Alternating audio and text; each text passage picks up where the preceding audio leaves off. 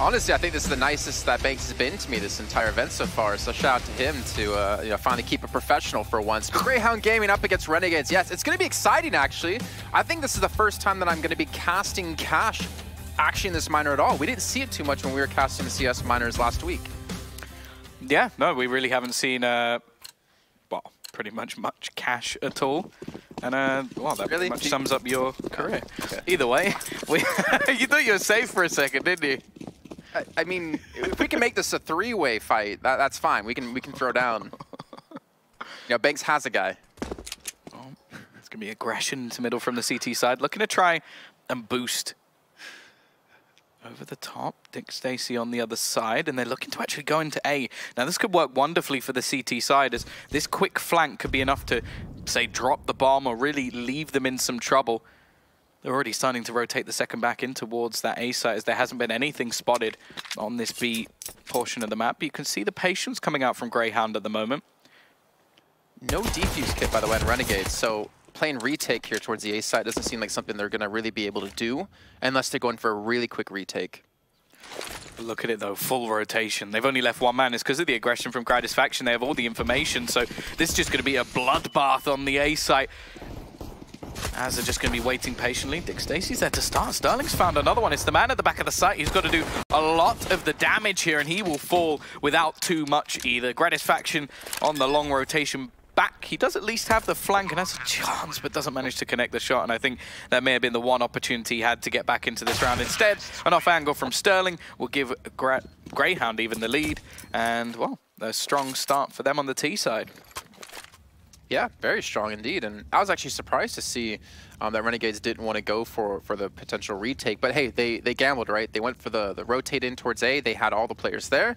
It just didn't work out for them, though. So great job by Grayhound to, come into this and be able to take the run nonetheless, especially against a team that they play against, quite often. Like this is like they were saying on the desk, a domestic matchup. They're playing against Grayhound's faction, who was previously on the team as well, so they know his style, they know the way he likes to play, and he's going to be picking up the AWP for the team, or the second AWP if they do want to run it.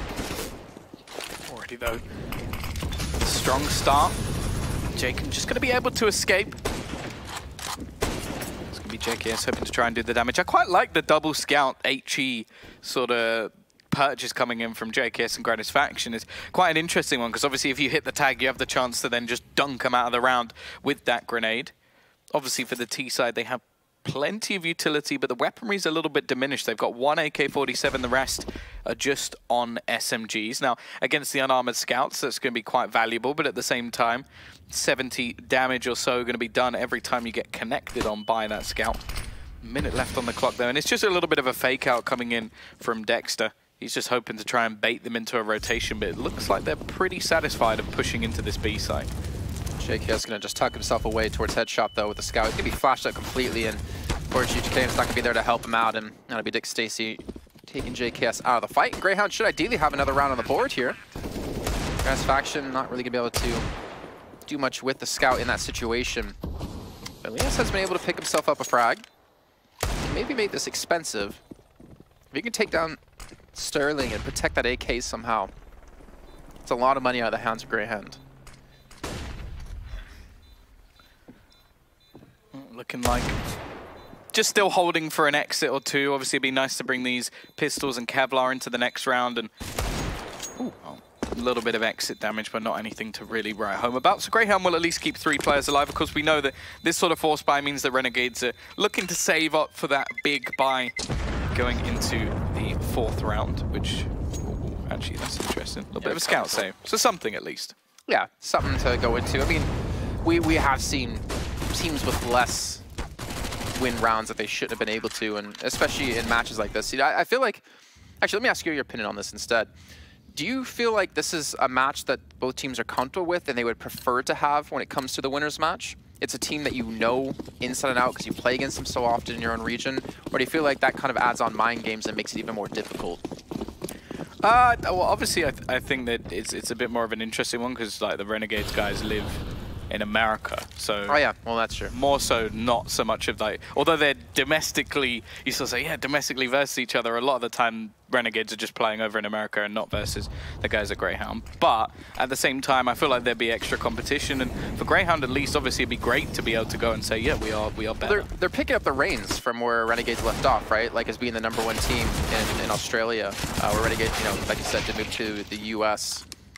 But they haven't as well had, I guess, the performances that they were hoping for Renegades, and this is Grayhound's chance to show them that, hey, there's still a lot of competition left in this country. I think that adds a lot of extra pressure towards them. Grass Faction's going to take down at least one player here. He's got a chance as well. Even the USP might be able to finish off one more. JKS, he's so close. Dexter with just 10 HP, and in fact, they are whittling away a couple of these remaining players. The problem is, it will make no difference. 4 survive again for the T's, and they have plenty of money already built up. But this is where we expect Renegades to start to make their stand, as they will have plenty of cash of their own. And I know on the desk they're a little bit split between like predictions when it comes to like maps and stuff like that, but Renegades have been boot camping here in Europe, if I'm not mistaken. They've gone to the Kingwin house or facility. They've been playing for quite a bit of time, so you would assume they would be in really good shape in this match. And yeah, after losing the pissed round 3-0 is not too difficult of a feat to see. But I feel like Renegades should ideally be the better team in this situation. They have obviously yet to prove it. Yeah, I actually think that's important on another aspect as well, because sometimes in the past, Renegades have been pretty slow to start into tournaments, and the excuse a lot of the time is jet lag. So that's sort of out of the question now, because if they have been here a little bit earlier, given some time to rest. I know that at Star Series, I'm pretty sure they nearly always lost the first map, but who can correct me if I'm wrong. Either way, an aggressive push coming in from Grayhound. That Mac 10 sent him first to do some damage, but it's a bit of a bait as they look to switch things up over onto the A side. Liaz doing fantastic work in the corner, but the Flames will eventually put him down. Either way, the CT still have a man on point, and Dexter eventually will fall, giving a man advantage over to the CTs coming into this retake. I just don't know if he's going to be given an opportunity. Sterling. He's going to move towards Forklift now. The rotation has come in towards short. Molotov as well to clear out that position. Malta does some decent damage, but the problem is damage isn't going to be enough to win this round necessarily. Sterling now in a 1-on-3. They've actually been able to escape the initial push here out of Renegades. Going to potentially come in from behind. But he only takes down one. Gratisfaction takes out a second, but the defuse is still going through. The problem is he doesn't have a kit. Jakayam's going to go for the peek, and Jakayam will take him down. And Jakayam should be able to defuse this in time. Jake, pick up the round. Well, okay, not even. Oh, that is fantastic, though, from the T. Managing to get those couple of kills on Sterling, and yeah, it is going to be 4-0. Favor of Grayhound. I don't know how they managed to get away with that one, because it was 3 versus 1, more so just these couple of kills that he manages to get, and not having a kit currently in play.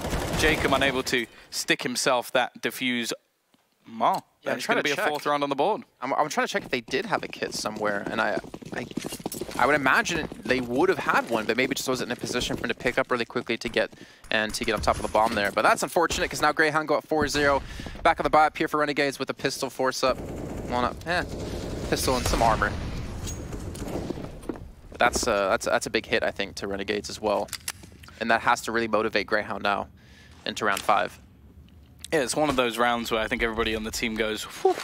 Yeah, just managed to steal that one and get a little bit of an extra bolster on the line. Of course, now the max loss bonus is in play, so there'll be plenty of money coming into Renegades over the next few rounds. And Gratisfaction even going to kick things off with a Teague. The close-up 5-7, that's the bomb, and an AK into the hands of Azza as well. This is a problem now for Grayhound. Now, already look at the money. They've won themselves 4 rounds in a row, and that is quickly diminishing. Going into the next, they probably would have a bye, but the fact is, this is a fantastic round coming out from the CT side. Still, though, the T's are not done fighting. They managed to trade a couple of kills back. Liaz over in the corner. Jacob's already caught off one. Malta, he needs to at least take a player or 2 down with him. He doesn't want to allow so much money to be made. And with 3 players surviving, will that be 3 AKs picked up? Yes, it will. Renegades, this was meant to be where they, okay, we've got all the money we need, we can get the AWP, we can get whatever we like, but we do have to spend all of it. Instead, going into this round, you're going to have 3 players still with 3K remaining. I like that hold between Gratisfaction here. You can see the 1D coming in just there, and Azra as well. You can see, more importantly, that Gratisfaction, after taking that first shot, He did re-peek again to see if there's another player, but he stopped peeking to allow Azure to spring his trap so they, you know, make sure to get another kill, but more importantly, not lose out on a frag themselves.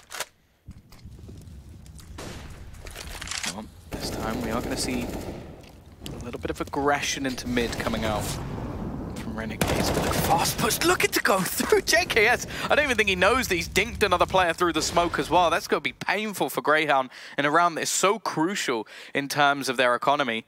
They've got Gratisfaction sat at the back of site as well. And well, this early peek in has been very unsuccessful. Jacob as well in middle will finish off another of the T's. And what was such a good start, victory is now just being demolished by Renegades. It seems like they have woken up into the server in this round, and Sterling left alone versus 5. I don't even think they've done, no, they've not done a point of damage. And I don't think they're going to be able to at all in this round, actually, as JKS gets flashed in, swings wide around the corner. Unfortunately, Sterling wasn't able to do anything there in that situation. So there we go, Renegades, who, off the back of like just the pistols in the round prior to the last, have been able to build up 2 rounds in a row now. And more importantly, in the last round, didn't drop a single player. So their economy has to be booming here as we get into round 7. I think this is starting to see, you know, Renegades wake up a little bit in the series too. As now Grayhound, unfortunately, after winning 4 straight, are forced to go for the full eco. Yeah, absolutely nothing in this round. And realistically, this is, again, just an attempt to maybe remove a weapon or two, get the bomb down. That's the best case scenario, really. And Gratisfaction, they have a lot of targets to aim at. Does manage to connect the initial shot, but has to be careful that he isn't overwhelmed. Even going to go for a bit of a re-peek. I think he's hoping to pad those stats a little bit. Of course, he does have support from his teammates, and can he finish off the remainder? No, at least Mortal will be able to take down one, but there's no chance of retrieving that gun.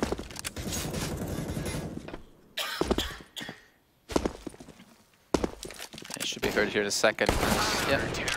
Jacob going to just drop him. And Renegades getting one step closer to tying things up here up against Grayhound Gaming. Let's see the bot coming back in. Not really going to be able to afford an op at all for Grayhound. That was a nice little cheeky shot there. Thing is, I wonder if Gratisfaction has been able to like help give some insight into the way Grayhound play. But I would imagine the time he's been away from the team, obviously it goes into a major effect. And I mean, we also know that a lot of teams have put in more time than others when it comes to the minors in general. For instance, like adding in like, for instance, YAM for Space Soldiers, X-Space Soldiers, they had to grind so hard to get the team in a situation to play, and unfortunately it didn't work out for them. Renegades' boot camp seems to be paying off so far, especially if they take this round and tie things up at 4 apiece. The T's, at least early in this round again, are set towards hitting the A site. And look at the rotation already being called in from Renegades. They're heavily gambling this is going to be an A site take. They've left JKS alone on the other side of the map. I wonder if he's boosted up in the vent, because they are just patiently waiting. And yeah, it's just a full retake B, but it's perfect. If there's a push coming in here for Grayhound, if they manage to win this, then, well, that'd be pretty damn incredible. Surprised they flashed there, though, without committing anything off the back of it. Maybe some wasted utility, maybe some bait, actually, to force Renegades to push in towards us. But that's going to be Leaz going down. But again, the stat comes out, and it pays off. Jacob playing within the smoke, gets himself, what was that, his 4th kill? Now his 3rd kill. Now Dexter's going to be live all alone against 2. Does get a double there. The double's not going to be enough. That will be Renegades tying it up at 4 apiece. And the stack worked out flawlessly for him. I mean, look how good it was. It scared them off the server and out of their seats. Yeah. Well, scoreline equalized, and yeah, this was just a great, this sort of work around the smoke. Jacob with the aggression, obviously, when he was actually brought into this team initially, probably had the biggest boots to fill ever. One of our top 10 players in the world, NAF. Joining Liquid, he's done pretty well since then, obviously winning a tournament. I heard they won something recently. By Power. They managed to win that event, so, and beat Astralis as well for the first time in a ridiculous amount of series that they've had against each other. So yeah, and on that note, by the way, just real quickly, I remember we were talking with Sponge and Stunner watching the match, and Sponge was trying to like figure out, are they playing, you know, our team's playing at 100%, because obviously a lot of people out there are gonna be skeptic about, yeah, it's, you know, a big event, but it's not the major, and they don't want to give anything away. That's for sure. But I believe, you know, Chad was saying, yeah, they're actually giving 100% here, because there's no reason not to. You know, you got to give everything, maybe learn a little bit more before the major. It's just that maybe the teams were a little bit rusty from before. So to get yourself back in form, right, in the mindset of playing in a tournament, playing at your top level. Well, yeah, I think the team list we had at that event was based almost purely because the majors coming up. I don't think you would have had like the Astralis, Liquid, FaZe all going to that event if it wasn't for that. Either way, actually getting quite far in this round over on the T side. They're getting the bomb towards the site, and actually Malta managing to pick off one, and Sterling retrieving an AK. Now, neither of them have any armor, so this round is already more impressive than you might think. Gratisfaction hoping to steal a few pages out of the person he replaced, Nifty's book. He's managed to hit a few shots through the walls and through the floor in the past. He'll be coming up later in the day, but more importantly, can they do anything here? They are going to try and boost up, and just running boost over. A little bit of a surprise. Unfortunately, Gratisfaction is above to drop the bomb in an even worse position than before. And Renegades, they are eventually going to get their 5th round on the board. But still, a little bit too close for comfort. They seem to be fairly calm in their destruction of the remaining Grayhound players. I mean, even with those 3 kills that they did get in that round, I think that was JKS, still has like 12,000 left. So the economy is doing fine for Renegades. They're not too worried. And they also did win, the round prior. I think that was with all 5 players left alive up against those Glocks. Now we're getting a little bit of a timeout here for Grayhound. Talk some things over as they have lost 5 rounds straight after taking the initial 4. They do have the out for Sterling, but he's been kind of, I almost wanted to say non-existent with AWP, but he has been existent in general because he's actually leading the team at 8 frags. And he actually has, get this, 5 assists and 4 flash assists. Ooh, that's insane, actually, considering we're only 9 rounds in. Well, hopefully he'll be able to get more of the openers. I think that's what they really need over on this T side. Last few rounds, I think it's been fairly scripted as to where they're going. Like, it seems that Renegades have got a very good read, and they're fairly happy to go aggressive. And I think that means that really we need to see more of a default sort of round coming out from Grayhound, or at least leaving someone lurking just so they're not able to go for these aggressive peaks onto B. I'll switch things up. Actually going to push Jacob really early on in middle to get some sort of control. See Grayhound just kind of going for a standard sort of T side. Molotov has burned out here on top of boost, so going to get a guy up here. Gratisfaction's already waiting for someone to grace him with a presence in the middle of his crosshair.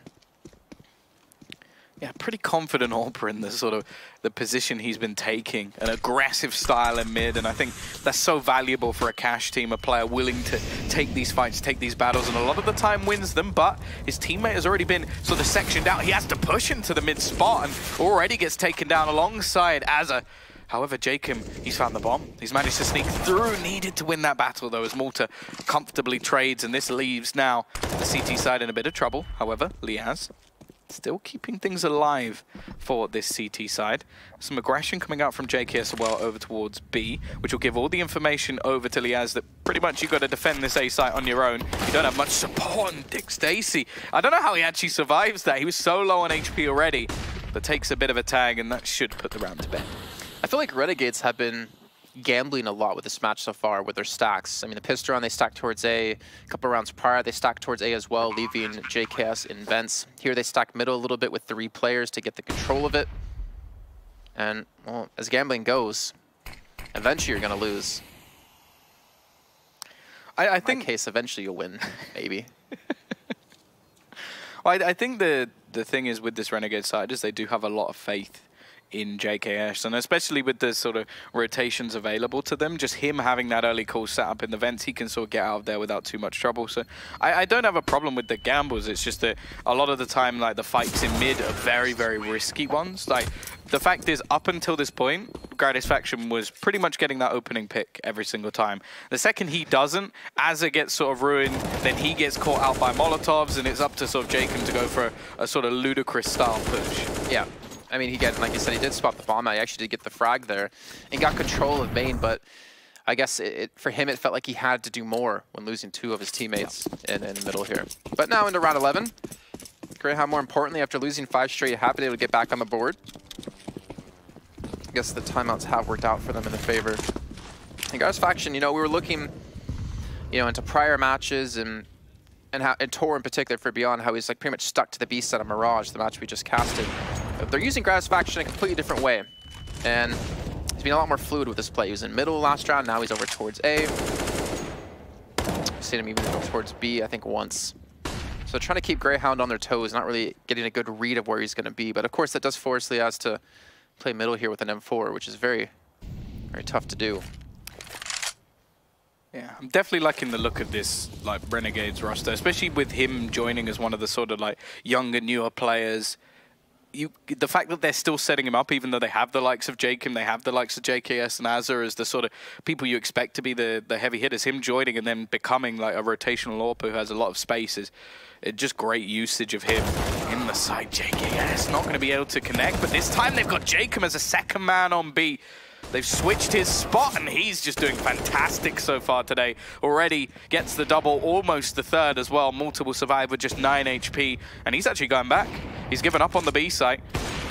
Satisfaction hoping for some heroics once again through the wall. He's getting pretty close, but doesn't really help out too much. As, however, waiting on the cross, an easy kill onto the bomb man, and Dick Stacy will at least take his head up, but he's been dinked up in the same way. 12 HP left. Will get the bomb down, which gives a little bit of extra cash over, but now he has to try and win a very difficult situation. Satisfaction switch over to the rifle. He's very low. Nice headshot onto him, but it was a dual peek from the Renegade side. Good teamwork from them, and they will get themselves a 6th. I was going to actually question Azur's peek there from Truck, trying to go for the 1v1 up against Dick Stacy, but after thinking about it, you know, he goes for the opportunity to stop the bomb from being planted, you know, to deny the extra money for their side. And at the same time, luckily for him, it didn't go south, you know, it didn't go pear-shaped, and they're able to clean that one up. Yeah, it's kind of interesting the way that those two players peak. The man low HP with the bomb peaks first. I think that's quite risky, but at the same time, I don't think there was really much of a scenario where the low HP player would have clutched out anyway if Azza manages to get the first pick. So best of a bad situation. They do get the bomb plant, which will allow them a buy of sorts. Still some detrimental positions as Dexter only has himself a pistol, and there's some utility missing on the other side. But all in all, it's not that bad for Grayhound. We've seen much worse from them so far. The problem is they can't allow for this breakback to continue. If they lose this next round, Renegades are going to be up to 7 and have a chance at pretty much a free round. And then, well, it becomes much more difficult. Nice start already that they've done a lot of damage onto Satisfaction. The AWP has been spotted in A main from Azza, so likelihood is he's not going to take too many re-peaks in this situation. But the HGs, at least from the T side, are doing a reasonable amount of damage. Done a lot, actually. 72, sorry. God, math is just so hard. Stay in school, kids. Liaz, though, be waiting for them to come out through door. You can see every player on Grayhound over towards this A side. Satisfaction does get the first, but immediately gets turned on, and Ericast has been able to take down 2, but they're not expecting Liaz to be there. The thing is, Liaz has gone for the spray him towards main. It doesn't work out for him. They just had a very important round here for Grayhound to take, considering if they do get if they do lose this one, they have to go for the full save, and it will pretty much spell Renegades getting the advantage in the half. Bomb's gone down. Jacob looking to push. I don't believe he was spotted. Just notice out Dick Stacy. JKS gets the kill in towards main. Now they can push in together. The problem is, again, Ericast has been able to take up another fight. That's 4 for him in that round. Massive play out of this player. The Mongolian player for the team, actually. Able to come up big and get Grayhound back on the board. This was the exact turning point we saw in the previous match as well for Grayhound. They had a little bit of a slow start versus Cyberzen. Urka steps up, the team comes to life. Because I think, as I said, he was 1-7 at one point in like that first half versus Cyberzen. Ended the half something like 14-10. So like he had a massive turnaround. Again, he has a big round coming in for Grayhound. 4 kills into the site in a crucial round in this half. Pretty much, as you said, it could be the turning point. And now you've got like, well, I think Renegades are taking a pause for more than one reason. Obviously, things have gone wrong, but also money. Do you go for a risky force? You've got Jacob who can just about afford a rifle. You've got JKS and Liaz in a similar situation, but the other 2 players cannot purchase. And they're going to take the safer route. Just go for some pistols, try and do a bit of extra damage. You'll be able to drop over an AWP to Satisfaction in the next round as well. And other than that, this round is just going to be a sort of waiting period to try and get back into the buy. Also leaning on a heavy stack towards A with the pistols too. As they're trying to protect his teammate in towards door. And even, luckily for them, Grayhound are leaning this direction as well. There's a world where If someone can hit the shot, that Renegades could pull off something magical here. I think it's going to be difficult, especially with the lack of utility, no kit as well. So if they're going to win this fight, they have to win it pretty much flat out. And Grayhound are definitely taking their time to make this work. And again, I like that kind of play. I like the slower play, make the CT sweat. Molotov's gone in. And it's forced Liaz away from Forklift, so at least gives some sort of avenue for Grayhound to get through. But that's always one of the more important things to do if you're the T side. You want to clear them out of these close angles where the pistols can be more deadly. The only problem is he has just gone straight back in. They're going to Molotov it again. Liaz is just slowly being burnt away, and this time Urkus is ready and waiting to actually take the pick. Jacob ready on the site, but he'll get nothing done as well. But Azza has at least found 1 kill, an extra $300, which could be valuable going into the next round, considering there's going to be some limitations to their economy. Fact is, though, this is a fairly safe one coming in from the T side, and they're just waiting patiently, making sure that any aggression will be caught, the bomb can go down without any chance of it being stopped, and now they just wait for any further aggression from the CT side. Yeah, JK's not able to hit the shot. Sterling and Aircast able to get 2 apiece in that round. More importantly, Grayhound able to take the lead yet again here, and forcing Renegades to question what's going on in this half here on CT side of Cash, or as they say, Cash. Had to do that at least once. You've just made Sponge a very happy man. Yeah, at least I'm glad I could. Glad I could. So we have the Op for Guys faction, and we got the 4M4s. Utility looking pretty decent on their side too. But I kind of like this as well, is that the fact that I feel like Grayhound have been winning rounds. Okay. Has that burning sensation as Dick Stacy does fall. But I like how they're not using the AWP that much for Sterling. I feel like the rounds they started losing are because of maybe forcing them over to the AWP and not really able to play the way they want to. But the 5 AKs, the run and gun, and the executes they've been pulling off have been able to net them, you know, some good rounds here. So again, good adaptation out of the players. And Guys faction, who did have the op, he's been dropped. So no ops for either team. Yeah, and they've got no utility left for any sort of retake. It would just come down to these individual fights, but that's if they actually get in. I like the little over-the-top smoke. Liaz also has been able to drop the bomb. JKS will have been hurt, and he just snaps onto the head of Dexter. Is left all onto Sterling, and he will get absolutely nothing done. It is going to be 7-7 as Renegades equalize the scoreline once again. And the T's, well, they will have a comfortable bye going into the next round, although I say that there'll be a few holes in it. Dick Stacy only going to be left with a tiny tech. Well, unfortunately, he hasn't had much of a strong start this game, but I think he's more of a grower than a shower as the series does go on. It is a best of 3 now. I mean, our first 2 matches were best of 1, just for a little change for you guys who are wondering, or who who are with us earlier on. So notice a little slight difference in this round, because the winner of this comes out of the group in first place. They move on into the playoffs. Very important. They get day off as well. That's always nice. You can watch all of your opponents as they struggle through the remaining days, and you can go explore if you want, but I'd hope they'd practice either way. I was going to say, I'm pretty sure they're going to be there practicing away. And there we go, 3 big frags coming through, as well as the 4th. And I feel like Grayhound, yeah, just going to be shut out at the end of that round. Renegades going to take the 8-7 lead at the end of the first half. And we'll head to a short break and come back here with the continuation of our series.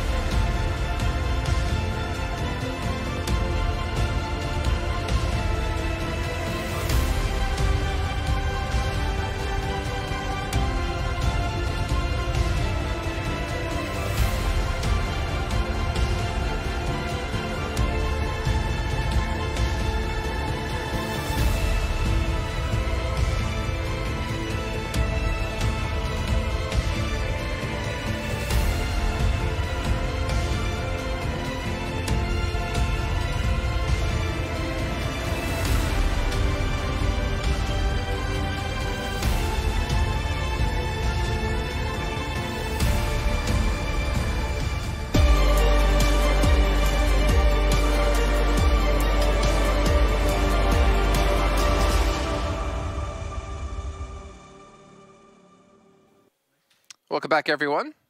Renegades with the 8-7 lead at the end of the first half here on Cash. Go into this T side looking to, well, hopefully for their sake, take the first map. This is a best of 3, and the winner of this series will be through to the playoffs. And as you said before, Tom, before the break, we'll have a day off to relax and obviously scrim away at the hotel. Scrim and chill. Nice start from Hazard. Already going to be getting that opener, and the T-side pistol could be important for them to get off to a strong start already, finding a couple of kills. Dexter definitely not being the sort of mad fragger we saw in the previous map, maybe hoping that he'll step up for the Grayhound side, but now after finding those initial peaks, they're going to double back over towards this A side. The fact is, though, it may not matter. They are winning every single duel at the moment. There's going to be 2 players remaining. Dick Stacy manages to find one, looking for a little bit more, but eventually overwhelmed by the Glock. Realistically, Sterling doesn't have much hope here. He does have himself the smoke, the kit, so maybe he can try something a little bit sneaky, but realistically, this one seems set in stone. Yeah, you would imagine there's really no world where he can come back for us, especially with the player over towards short. But lucky for him, the player towards short wasn't looking his direction, but doesn't matter. Liaz again picks up another frag. And the thing is, we haven't really said Liaz's name too often, but he's been like consistently getting kills. You know, he's been consistently getting some big ones here or there. He hasn't done any like fantastic flashy plays, but he is at 12 kills and he is in the middle of the pack here for his team currently. Jacob actually is at 19 frags and 9 deaths, and again, nothing flashy out of him, but he's just been hitting some really good rounds. He actually has 5 2+ kill rounds. Yeah, well, there was the 4K like working on the A site, so he's had some like decent impact as well, and I think as well, Liaz, he's been able to consistently get a couple of double kills himself, like while playing on this A site. So yeah, a good start from both of those players, and it seems like a few of the new boys on the block as well, in terms of like him and Gratisfaction have been doing very well indeed, helping out like on the A site and controlling mid. Either way, we're on the T side now for them, and it's pretty much a full stack. They've left Malta all alone on the other side of the map. And he will be pretty much just the spotter, but the fact is they don't really have anything to retake with anyway. This is all about just saving money to go into the next round with an early purchase. They could pull up the M4s, AUGs if that's what they desire, and at least a little bit of utility, although it's not going to be a perfect buy. Correct me if I'm wrong, it's not very often we see a team second round go for a full save like this. We haven't seen that happen that much over the course of the minors. We typically see a couple of pistols bought up, maybe some armor as well. But they've gone for the full eco. I think it definitely depends on the team. Like, for example, Renegades in the previous half, they went for the full save because full investment, because then they're able to buy in the 4th round with AWPs. They can have full utility, rifles, whatever they like. A lot of teams will, if they feel like they're maybe more individually sound, or they just want to get back and sort of fight back versus these rifles as soon as possible, will go for a full eco, and then they can just buy rifles with a few grenades. So pretty much the buy that we used to see in round number 4, but now obviously the loss bonus has been shifted a little bit, so you get a bit more cash. So yeah, Grayhound going for the slightly more risky route, but it's actually working out quite nicely for them because they've managed to do a little bit of damage. They've also, I believe, stopped some of the extra rifles from being picked up, and now they can come back in with rifles of their own and actually look to fight back versus what is not going to be a completely secure economy for Renegades. Shame there, by the way, since Azur, and I couldn't see who the other player was left alive, did not have AKs, had a Galil and I think a MAC-10, and an AK was dropped there in the last few seconds by Liaz, and they weren't able to recover it to, you know, make it a little bit easier to buy into this round. See Azur at 2,700, Liaz at 3,200. I'm very jealous of Liaz because his hair almost comes down over his eyes and mine doesn't exist. Yeah, I mean, you can't comb the hair on your head, but you can comb the hair on your back at least, so you got something going for you. Don't want to know how you know that. I mean, we were here a couple months ago. I'm actually bald all over, don't worry. Well, I can see hair on your face, so I know you're lying at least about something. That's fake. I'm just happy I have hair on my head, because it does not. Then no one can see it because you're so far up into the sky. That is true. That is clouds get in the way. Yeah. Well, I got nothing to say to that, really. The air is thinner up here. I'll tell you that. The Renegades at 10-7 now, taking that timeout to talk some things over before they get into this round. You can see they dropped the Galil over to Liaz, by the way, and they give the AK over to Azur. Or as Azur did buy up himself, the AK, sorry, and to drop it over to Liaz so you can have the armor and the utility. So maybe just a second to talk things over. I mean, you have 4 timeouts, right? I feel like you should almost take those almost every single game unless you're winning with a heavy streak and you want to maintain your momentum. But with the door open, Dexter, there's always a possibility he could be flashed in and go for the peak, but he's been very brave to even not watch that angle. In the meantime, Renegades will be boosting 2 players up towards middle, and Aircast, who, as you pointed out, like once he stepped up in that first game, once he was like 1-7, then shot up to a positive KD, is when they really started to shine with Grayhound. He's gonna be Molotov out completely. And did he miss the smoke up, or was he second guessing it there? Yeah, I think that was it. I think he just hesitated whether or not he wanted to use his smoke or just fade out of the vents. Decided to fall back, but took a little bit more damage than he would have wanted to. Sterling, though. I want his settings.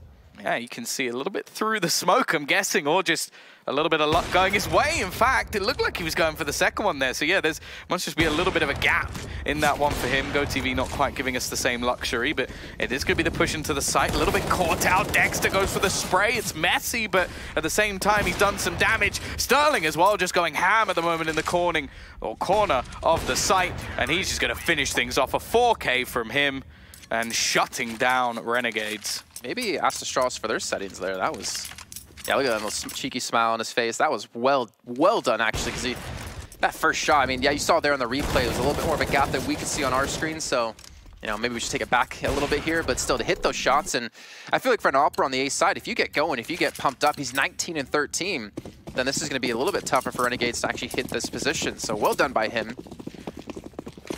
I think he's quite far ahead of the rest of the team as well. Yeah. I think everybody else was around like 9 or 10 kills. Yeah. So it's sort of like almost got everybody else in his Dora the Explorer backpack, just like carrying them around. It's more of a Blue's Clues fan myself.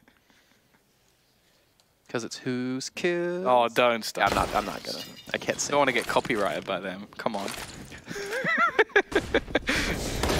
Either way, push into the site. It's going to be fairly clean, but Liaz has managed to retrieve a rifle and actually catches off a second.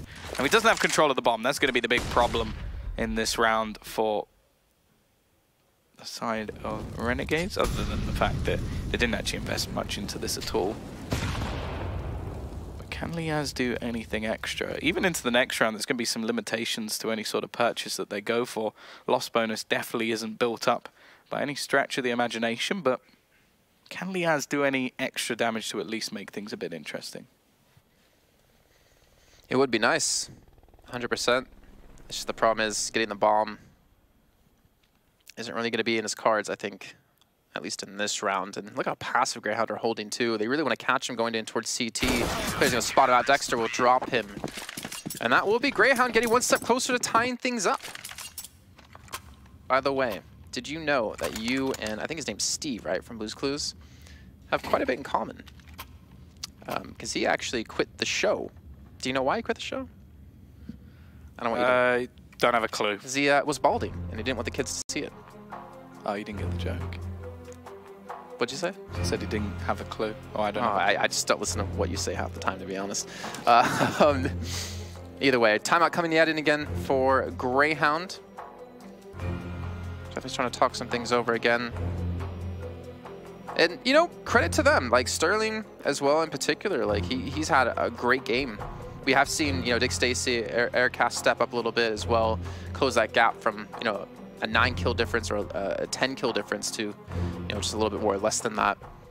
But they seem to have gotten a read on Renegades, and Renegades, again, going to go for the force up here. The couple Galils, don't worry, you don't need to throw up just yet. It's only 2. I think they're starting to feel the pressure here for Renegades. Yeah, for sure. And this buy is definitely not ideal. They did manage to do a little bit of damage in the previous rounds. The economy is not great for Greyhounds either. So, again, it's going to be another sort of crunch time round in the balance of this half. But looking like the T's are just going to go for much more of a fast, dry push right into Dexter, who's ready and waiting. Catches both players for a little bit, but Sterling's there once again. And there isn't actually a smoke for the cross. They have to throw it down a little bit later. The T's are going to manage to get towards that site and get the bomb down, but the full rotation has already come in from the CT side. But that Molotov will actually buy a bit of time. They can't get past it, so the clock will be ticking. They're looking to save, actually, it seems. Yeah, 3 players already backed away. They're just looking for some exit frags here, and Renegades have been able to win the round with just 1 frag onto Dexter. And Grayhound will go into the next round with 4 weapons at least in their hands. Dexter can't really afford to buy up too much, unfortunately. I'm quite surprised by that, I'll be honest. Like, I understand the sort of economy issues that they have, but they still had 3 incendiaries to throw into the site. There wasn't that much time burnt off the clock. It was like 5 or 6 seconds was probably gone, on, well, maybe up to about 10, but they still left them with plenty of time. They had kits on every single player. And yeah, I'm just surprised with the amount of utility they had that they didn't go for something in that round. Obviously, showing a lot of respect over to Renegades, but in that case, I almost wonder if it's a little bit too much. We'll see. Maybe they'll just bounce straight back. Seemed to be when that Molotov landed over towards Truck. It was just kind of like the call was made. It's like, all right, yeah, we can't push here, we can't help you, we can't assist you, so you might as well just save it up anyways. But either way, both teams come out with 4 players alive. Dexter's going to be able to pick up a Famous. And no op on the side of Renegades, which it's something we saw Grayhound go with. That was the rounds Grayhound started to win. Is when they stopped using the op. Jacob's gonna feel the burn. Malta gets a double kill actually as Azur's gonna fall as well. Look at Liaz. Even Liaz is down to 33 HP. I don't even think they've seen anyone yet. I think that was just nades over the top, and yeah, I think that might be a missed smoke, like just a quick smoke that you're supposed to throw down to just negate that completely. But this has gone wonderfully for Grayhound. They've barely even seen any players, and they've taken down the majority of Renegades. JKS is left in a 1 versus 5. And it's not like any of these players are even remotely low. He's got to do it all from scratch, and nothing will be achieved. I take it back. Save all you want if you're going to win rounds like that, Grayhound. Yeah, exactly. They didn't lose a player as well, so the economy is going to be there. Again, you can see how happy they are with that 2 kills they were able to get in middle. That was insane. And of course, you look at the side of Renegades and like, ah, crap. Well, move on to the next round. And I don't think they had... Yeah, I was going to say... Can we get a look at utility damage? Because he must have got about 200 just in that round alone. Just based off the Molotov, so... Yeah, it's impressive stuff, and Malta's probably going to be pretty happy with that one. I don't think they're going to do that again. Because like, now it's my turn to get all the utility damage. Not going to be happening. The T's are spread out across the map, and again, they're left with just pistols, of course. With the Lost Burners coming in the next round, they will comfortably be able to buy, and again, this becomes about trying to hurt the economy of the CT side, but that's a little bit more difficult now. You've got Sterling, Urkist, and Dick Stacey all around that 5-6K marker, and, well, pretty much means that they'll be comfortably able to rebuy any damage that's done in this round. I like the way that Renegades kind of went into this round too, mentally. You saw JKS sitting in spawn. I believe they were just talking some things over. Something that hasn't, I don't think really happens that often anymore in CS, of using like an eco round as like a, all right, let's talk about this. Use it as like a pseudo timeout, except, you know, obviously a lot longer of a timeout. The thing is, they did buy a couple of pistols into this, so I would imagine they're going to have to go for something soon, and he has had an opportunity to go for the shot. Unfortunately, going to fluff the shot and have to back away. And it looks like the team might go for a full rotate over towards the B site. There's still going to be 2 players waiting to receive them.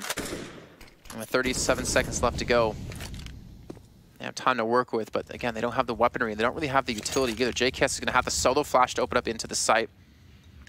I'm not sure if it's actually going to flash on towards anyone.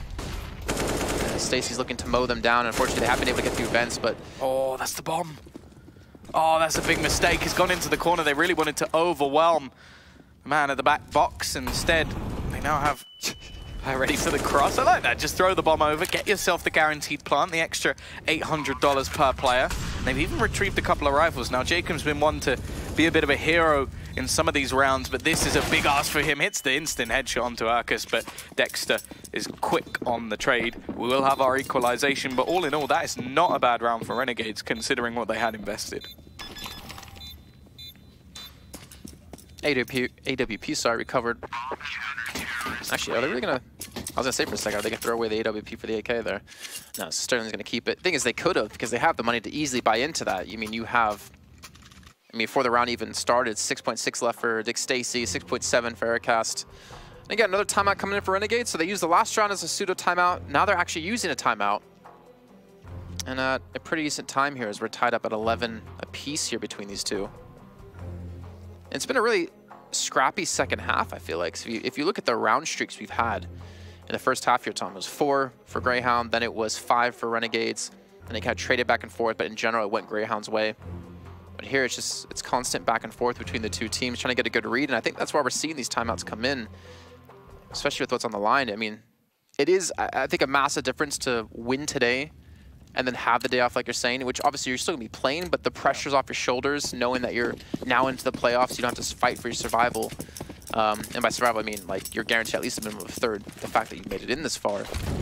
But still, it takes a lot of pressure off, and especially with the majors, a lot of the players here could use that day off to just kind of relax and get in the right mindset.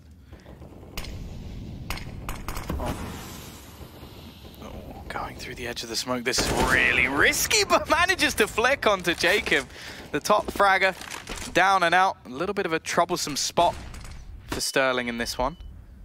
So Liaz is waiting, but just gonna sort of smoke it off. He gets away anyway, which is the most important thing. Jacob will play no further part in this round, and well, the T's already gonna be left with a man down after the first sort of proper buy we've seen in a little while. Obviously, the way that the rounds are going are not helpful for Renegades.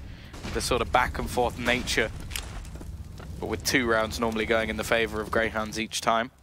Either way, they're still pretty set on this side of the map. Hazard going to be looking his way into middle. The flashbang's fantastic, leaves Dexter completely blind, and Urk is going to be sat in the corner. But the T's are just trading all of these frags back. Somehow he is still surviving though, but with too many players to look at, JKS will put him down, and there's nothing that the remaining CT players can do. This one definitely seems like a save situation.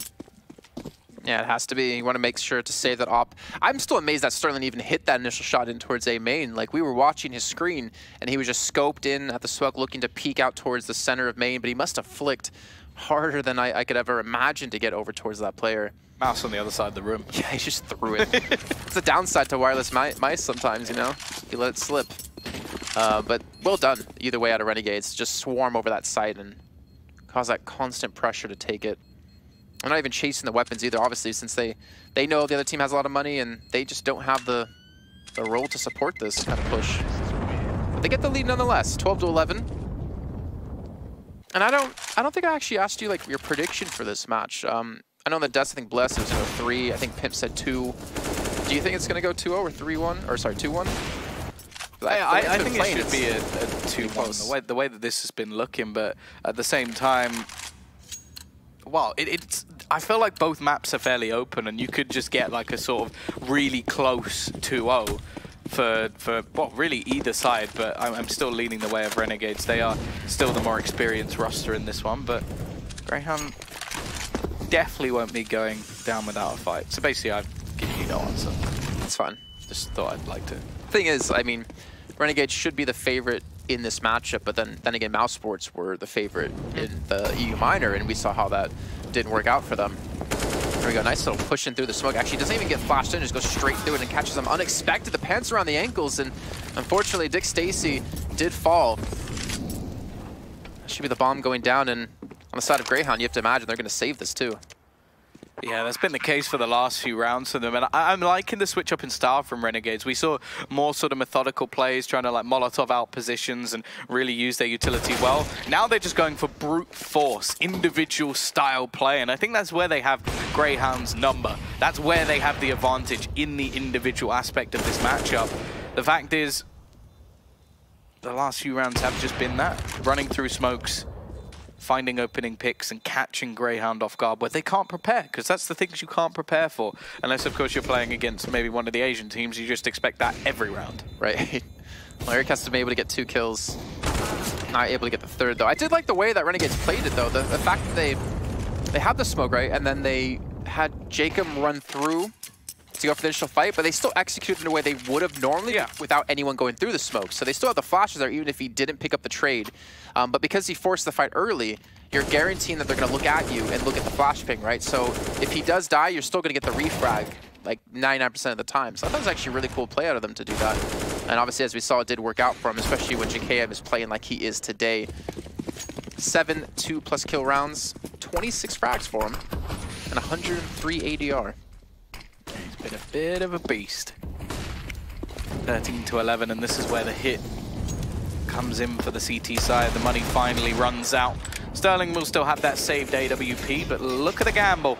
We spoke about Renegades throwing all of their players onto the A site. Well, now we see Grayhound do exactly the same on B, and because this has been a bit of a stagnated push, a slowdown, it seems to be working wonderfully as Sterling picks up a double. It's left onto Azza. The bomb's dropped out on the site. The Molotovs are being thrown to try and slow him down. He's got 4 players to find. It looks like, although they put Grayhound right up against the wall, they've come back kicking. Azza, well, he's definitely not had a star performance in this matchup. Obviously, the man who's taken over the IGL sort of position since Nifty left, which was a fair while ago now. But at the same time, that is a fantastic round from Grayhound to win. It was purely based off a gamble. And I think those are the sort of situations like, if Renegades have the correct read on the economy, you do want to see those sort of slower rounds, the rounds where you sort of slowly push in, you find out the information, you clear the spots, because going barreling in like they had in the previous rounds was the only way Renegades were going to win that round. Or, sorry, Grayhound were going to win that round. It also feels like Renegades were trying to eliminate Sterling by just not going to where he is, but instead of being towards the A side, like we saw, they stacked B and he was able to hit, I think that was 3 kills in that round. Eric's going to be pushed up in, but he's not even going to be spotted out here. Takes on Azzer, looking for the second, but Jacob just going to be off to the side. JKS is able to pick up the frag, so able to equalize, but more importantly for Renegades, they've been able to gain middle control. They've been able to split the CTs completely in half here, but we haven't seen any sort of CT push out of Renegades at all here so far on this T side of Cash. But this is going to be hard, because if you leave one player lurking in middle and you do hit one of these sites hard, like, you're not going to be able to rotate cleanly. So if you can take the site, you get that guaranteed round 1. In an ideal world, I should say. Problem is it's just Dexter's position. Now, obviously, they've got the rest of the players sort of gathering up around the bomb, so there should be a good opportunity to trade this kill. But this is one of those positions where you really can quite easily get a double if it's not checked correctly. So you really are relying on the Ts to spot this angle. But Jacob is more than aware of the potential. The flashbang comes in, but it's not quite enough. It will be Dexter going down, and now Sterling, he needs to be a hero once again on the site alone, and this time he misses the shot. Round is pretty much done. He even takes one down from the grave, but I feel like the CT side, there's not a whole lot they can do in this situation. Now, JKS is fairly low. I think there'll be a temptation to try and push back in, but is it worth the risk? Like, just look at the money. Dexter will be able to buy. Sterling could even drop and maybe even buy on top of that. Is it worth the risk? Well, it looks like not. I think Stacy's not going to be here. Malta is just trying to go for some exit frags. Can we talk about that flashbang, by the way, that was thrown in towards main? Because there was, like, that had to have been timing. There was no sound being made, and it was, like, perfect. It was the exact same moment that he needed it, because he turned around right when JKS was about to round the corner. I don't know how they did that, but that was amazing, honestly. Psychic powers. That's how they did it. All right, Miss Cleo. I don't think you'll get that. That's an amazing thing. Either way, Renegades starting to build up a little bit of steam. And I feel like Grayhound, I mean, I think they have 1 timeout left, but it's actually going to be Renegades to take a little bit of a breather for themselves. Yeah, that was their last pause. I think Grayhound might be the one that have a few more. I think it's Renegades have run out. Yeah, yeah, they still have 2 left. It's going to be obviously right in the crunch time round for either side. Ts are left with a little bit more money than their opponents, who are going to have to spend everything they've got. But the saved weapons are the sort of important factor here for Grayhound. They've got enough money that they can bring in a full buy. And the fact is they've been able to do a lot more with less with some of these sort of riskier plays. But at the same time, we haven't seen many of those thrown in the buy rounds. It's mostly just been this aggression into middle, Urka's trying to take those fights, be it from vent or actually just in the mid portion of the map. We've seen then a couple of players on A, a couple of players on B, and it's been fairly standard. I kind of want to see them go back to the Sterling aggression, give him a bit of space, give him some time to try and take the fights. And instead, rather than having him aggress, they've let the other players sort of go a little bit more aggressive, but he is the only player on A. I like this little bit of a boost up, though. I don't think they really used this one too much, and Azer's going to be looking for it as he comes around the corner. The problem is, Ericas is going to be ducked away, waiting for his opportunity to pounce, and he does go in. Azer's going to spot him out. Sterling, though, solo player on A, does get the first frag of the round. And he actually has halted, and he's sort of pushing towards A main. Dexter, that was a great shot onto JKS. Gets the man advantage back, and The nade as well. Gonna do some good damage. Another nade comes in because he had a down enemy there. And Dexter gets another frag. Yeah, very aggressive style in middle from him, but I think a lot of that was just him trying to escape and eventually comes out with 2 kills for it. The T's now left in trouble once again. Liaz and Azza hoping to try and turn the tide. They've got the bomb peeking around that mid spot. I think Dexter just missed the timing there, but he doesn't want to get traded out, especially with the amount of time that's left. The only worry for me is the fact there's only 1 man over on this B site. Dick Stacy with everything, just going to be peeking. I'm just got his USP out. Does have a rifle in hand, but maybe just hoping for a fadeaway shot or just even, yeah, nothing. He's happy to just fall back and not take the fights, make sure that they get themselves the round. Obviously, a bomb plant here would be very beneficial to the Renegades side, but there's nothing he can do to stop that. So just play it in the 4v2, make sure that you're getting your 13th on the board. I think a great crossfire going to come in as well here for Renegades. They see Liaz blocking out vents. Need this frag onto Dexter as well because he needs to turn his attention in a full 180. They're both coming, actually 3 players coming from CT. Dexter able to get that kill. Az gets a swing down to 3. Can he get the 4th now in a one-on-one against Sterling? Or can Scott Sterling shut this down? And he's not able to. Azzer gets a 4K and gets Renegades on map point. Where did that even come from? Like, the man has not been having a good performance. That was his 13th frag. Up from 9, and what a way to hit the double digits. Just a 4-man spray down. That 3rd kill transition was fantastic, but that might be enough to put Grayhound in the grave, at least for this map, because how do you come back from that? That is a round that should have been set in stone, and instead, Azza, exactly when they needed him, steps up for Renegades. And I can see the... Okay. Jeez. All right, I guess we'll be returned on, but they have a really shoddy buy here. Grayhound able to take down Dexter as they have picked up the AWP for this T side for one of the first times in this half, if I'm not mistaken. And Sterling, who's wishing he had an op yet again, is really unable to challenge too much. Oh, he just spotted out JKS and he gets the tag. He should just be backing away. I mean, that's a lot of damage done. And Grayhound's at about half HP, so there is still a decent chance here, especially with Sterling pushing over towards A. He's actually going to flank around behind him, and they're not even expecting this here. Sterling could come up massive, just like in the last round where he could have won it for his team in the 1v1. He might be able to redeem himself. Liaz almost turns around, and now with the spray down with the from long range, gets the tag up onto, I think that was Jacob. And this is still technically doable here, especially for Malta with the scout. There's so many low HP targets that he could easily take 2 out of this fight. And there you go, that's Jacob now down and out. Grayhound not even looking toward. They knew he was behind, and yet no one was watching towards main. Now it's all on JKS to do what Azzer did in the round prior. Yeah, the fact is, though, he only has 16 HP to play with. They don't have any utility to flush him out of this position. He already managed to spray down 1. It's going to come down to Malta around the corner, but he will keep this going just that little bit longer. It's not over yet. Some strong performances in that round. Malta and Sterling with a double apiece, and they will get their 13th on the board.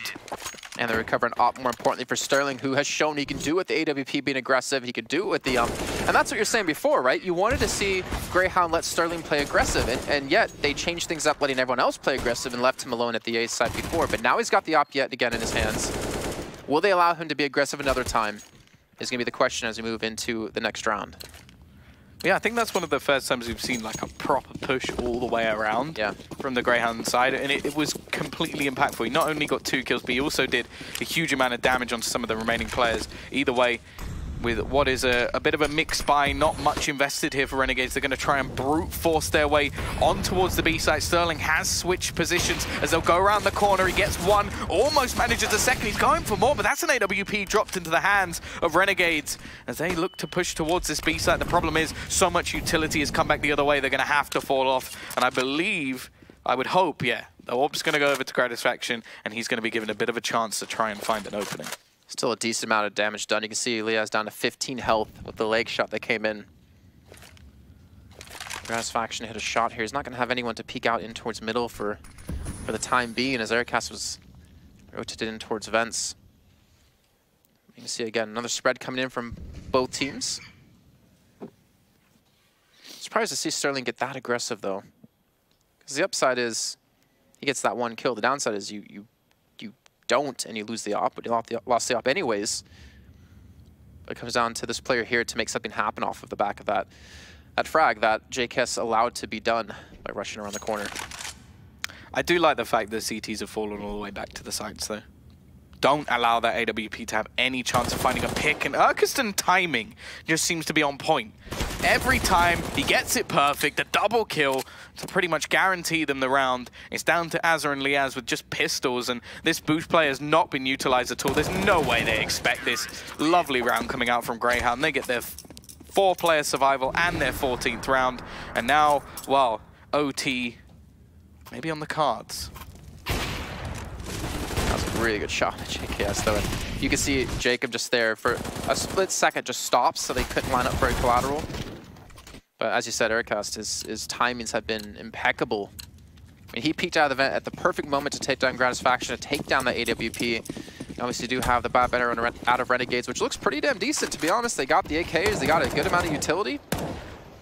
Not going to go for a rush at all here as they do spread out, but look at this. The east side's being completely left open, but they do have Stern there towards Truck to help out. They do have Dexter for the potential rotate. Thing is, I think, again, with Urkast, it's another point to make. Again, he started very slow, and again, he's now second on the board, 21 kills. So he does seem to be maybe a little bit of a slow burner when it comes to this Grayhound side, but stepping up when it matters. Well, now it matters the most. The chance to take Renegades map pick to overtime, potentially even win it out. Of course, though, Renegades still on this T side, looking to try and bring this home. No real limitations, only the AWP missing onto Gratisfaction, and the only real thing I'm worried about for Renegades at the moment is the fact how much utility has been saved by Grayhound with only 50 seconds left. And that grenade, again, I really want to see at the end of this map how much utility damage has been done, because it has been ludicrous. Urkus, can he hit the timing once again? Yes, he can. Opener onto Azza. 35 seconds left on the clock now. They've only just gone back and retrieved the bomb, and there's still so much to do for Renegades. Well, the A side is the weaker of the two at the moment, with 3 players stacked over towards B. However, the rotation has come in. Vent being Molotov'd over towards the entrance towards B. Make him get the return frag, and it's come down to Aircast, who's had the timing. Problem is he's going to be smoked out. He's going to get the timing through the push too. The flashback comes in. JKS takes his head clean off his shoulders. And our Renegades get in towards the site. 8 seconds left, and you get the bomb down here. And it's going to be after plant situation now for Grayhound for overtime. They've turned into a 3v3. There's a fantastic chance for Renegades to end this here and now, and it was looking like Grayhound had performed the comeback. The fact is, though, they've got to brute force their way into this site. The pop flash will come out, but straight away it's a kill coming in for the T's. Another for JKS. He's looking to do it all on his own versus the star for Grayhound, but it's not quite enough. A 4K from JKS to end this, but it really doesn't get closer than that. What a fantastic performance from either side. You almost have to feel bad for Grayhound that they didn't manage to take it to OT. Yeah, but Renegades able to fight back strong, take that first map, even though it was a 16-14 scoreline. Ladies and gentlemen, we do have to head to a break, but when we come back, we'll be kicking things off on Mirage.